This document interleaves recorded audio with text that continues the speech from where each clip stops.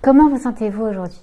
J'espère que vous êtes, Bezrat Hashem, en pleine forme, parce qu'aujourd'hui, on va explorer ensemble une des erreurs de couple les plus communes, on va dire, et celle qui met en danger le Shalom Bayit, l'unité du mariage. Alors souvent, quand j'ai des femmes qui viennent me voir pour me parler de leurs problèmes de couple, je leur pose une question à laquelle je sais déjà finalement comment est-ce qu'elles vont me répondre, mais on va dire que c'est pour débuter le travail. Je leur demande qu'elles réfléchissent à deux choses qui pourraient changer la donne et améliorer leur mariage. Et vous savez quoi, la majorité du temps, je suis sûre que vous aussi, vous savez ce qu'elles me répondent. Elles me répondent: mon mariage serait tellement mieux si mon mari faisait ci ou si mon mari faisait ça. Ou alors qu'il ne faisait pas ça.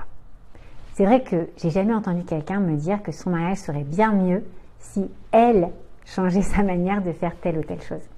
La plupart des gens, en fait, passent leur vie de couple marié à blâmer leur mari ou leur femme de ce qu'ils font ou font pas d'ailleurs.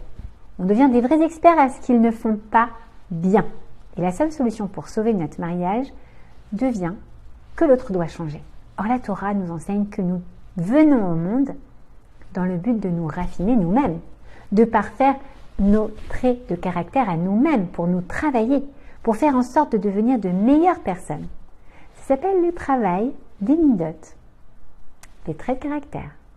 Et ça consiste vraiment à non seulement apprendre à se connaître avec les yeux les plus objectifs possibles, ce qui demande déjà bien sûr du temps, de l'honnêteté, de l'humilité même, mais ça consiste surtout à comprendre que chaque situation que Dieu met sur mon chemin, chaque personne avec qui je me connecte, et bien sûr a fortiori les plus proches personnes qui m'entourent, comme mon mari, mes enfants, mes parents, ça va être les coachs en quelque sorte. C'est eux qui vont m'éprouver, qui vont me faire travailler sur ces fameux traits de caractère, ces midot en hébreu.